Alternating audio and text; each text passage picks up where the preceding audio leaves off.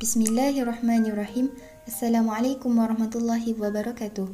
Saya wakil kumpulan 4 dari kelas 5 Ibnu Qayyim dari Sekolah Ma'had Muhammadi Pasir Mas Kelantan akan membentangkan beberapa jawapan kepada soalan subjektif Pendidikan Syariah Islam tingkatan 5 di bawah tajuk Menjauhi Jenayah Membunuh Diri. Sebanyak 5 soalan subjektif yang telah diajukan kepada kumpulan kami berkaitan dengan hadis hukum bab 3 iaitu menjauhi jenayah membunuh diri. Sebelum saya meneruskan pembentangan jawapan kepada soalan-soalan berikut, saya akan membacakan hadis mengenai menjauhi jenayah membunuh diri.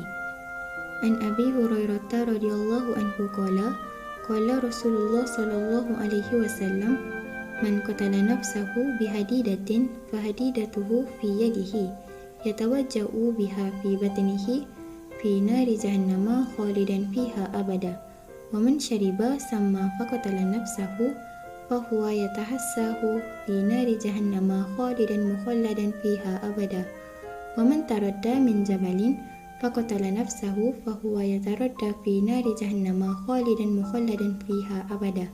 Yang bermaksud, daripada Abu Hurairah radhiyallahu anhu berkata, Rasulullah sallallahu alaihi wasallam bersabda, sesiapa yang membunuh diri dengan menggunakan besi, maka tangannya akan melukai perutnya sendiri dengan besi itu di neraka jahanam dan ia kekal di dalamnya selama-lamanya. Sesiapa yang membunuh diri dengan cara minum racun, maka ia akan terus meminumnya di neraka jahanam dan ia kekal di dalamnya selama-lamanya. Sesiapa yang terjun dari bukit untuk membunuh diri, maka ia akan terus terjatuh di neraka jahanam dan ia kekal di dalamnya selama-lamanya. Baiklah, saya akan meneruskan pembentangan saya dengan soalan pertama iaitu nyatakan 2 cara membunuh diri berdasarkan hadis berikut. Jawapan bagi soalan pertama ialah yang pertama, membunuh diri dengan besi dengan cara menikam perutnya, dan yang kedua ialah membunuh diri dengan cara meminum racun. Seterusnya, saya akan memberitahu jawapan soalan kedua iaitu jelaskan cara ulama mengistinbatkan hukum haram membunuh diri. Jawapan bagi soalan yang kedua ialah ulama mengistinbatkan hukum haram membunuh diri melalui lafaz fi nari jahannama khalidan fiha abada yang bermaksud ia kekal di dalam neraka jahanam selama-lamanya. Setiap sesuatu perkara yang dijanjikan Rasulullah dengan siksaan ialah sesuatu yang haram dan berdosa besar. Oleh itu, perbuatan membunuh diri adalah haram walau dengan apa-apa cara sekalipun. Selain itu, soalan yang ketiga ialah terangkan 2 faktor yang mendorong seseorang itu membunuh diri. 2 faktor yang mendorong seseorang itu membunuh diri ialah yang pertama, disebabkan oleh tekanan emosi yang keterlaluan sehingga menyebabkan hilang kewarasan akal fikiran dan mengambil jalan singkat dengan membunuh diri. Dan yang kedua ialah disebabkan oleh seseorang Muslim itu kurang bertawakal dan berdoa kepada Allah yang Maha Berkuasa, bahkan menyangka bahawa dengan cara membunuh diri itu dapat menyelesaikan segala masalah yang dihadapinya.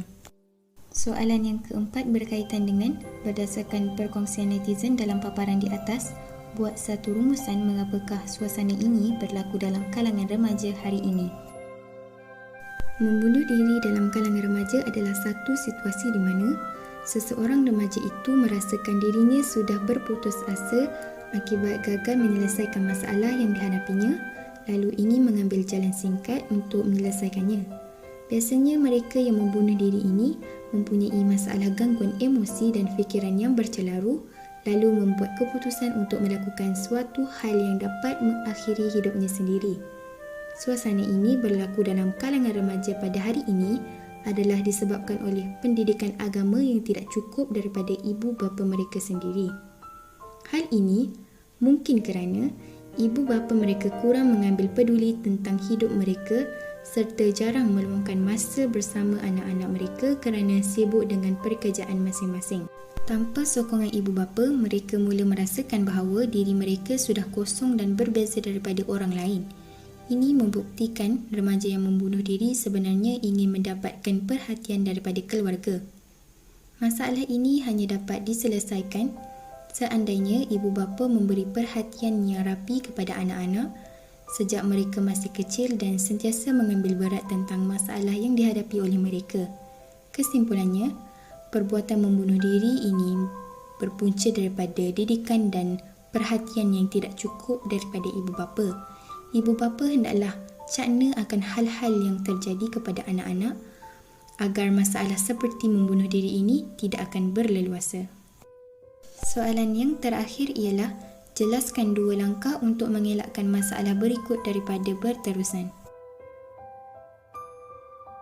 Langkah untuk mengelakkan masalah tersebut daripada berterusan ialah, yang pertama, sebagai seorang Muslim, kita seharusnya untuk menjauhkan diri daripada perbuatan yang menjurus kepada membunuh diri dengan cara mendekatkan diri kepada Allah supaya dapat melahirkan keimanan yang teguh dalam diri Muslim dan dapat mendorong dirinya ke arah kebenaran.